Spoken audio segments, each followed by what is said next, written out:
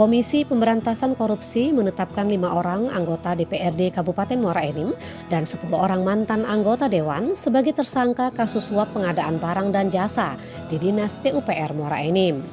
5 anggota DPRD Muara Enim periode 2019-2024 yang ditetapkan sebagai tersangka dan dilakukan penahanan yakni MR dan SK dari Partai PKS, VE dari Partai Nasdem, AF dari Partai Hanura, dan AG dari Partai Gerindra. Sedangkan 10 orang mantan anggota Dewan periode 2014-2019 yaitu FA, UP, MI, EK, HN, WH, CM, EL, IR, dan DN. Wakil Ketua KPK Alexander Marwata dalam konferensi pers di Gedung Merah Putih KPK pada Senin 13 Desember pukul 19:18 mengatakan KPK melakukan penyelidikan dan meningkatkan status perkara ini ke tahap penyidikan dengan mengumumkan tersangka.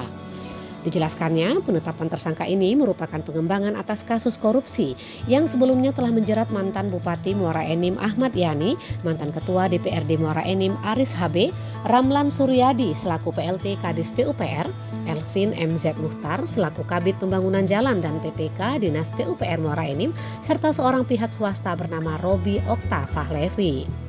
Keenam orang tersebut telah divonis bersalah dan dijatuhi hukuman.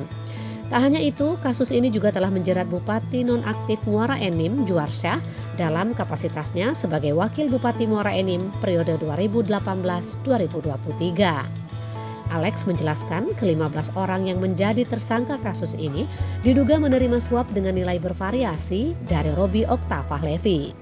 Suap itu diberikan agar proyek-proyek yang dijalankan Robi dengan cara menyuap Ahmad Yani, Juarsah dan pihak lainnya tidak diganggu oleh para anggota Dewan.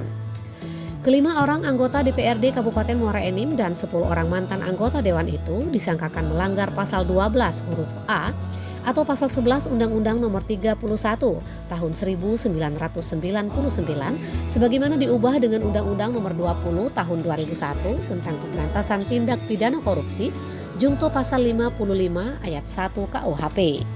Dalam rangka kepentingan penyidikan, KPK langsung menahan para tersangka di 3 rutan berbeda, yakni di Rumah Tahanan Kafling C1 KPK, Pemdam Jaya Guntur, dan 2 orang dilakukan penahanan di Polres Jakarta Selatan. Fahrozi Kite melaporkan untuk Anda.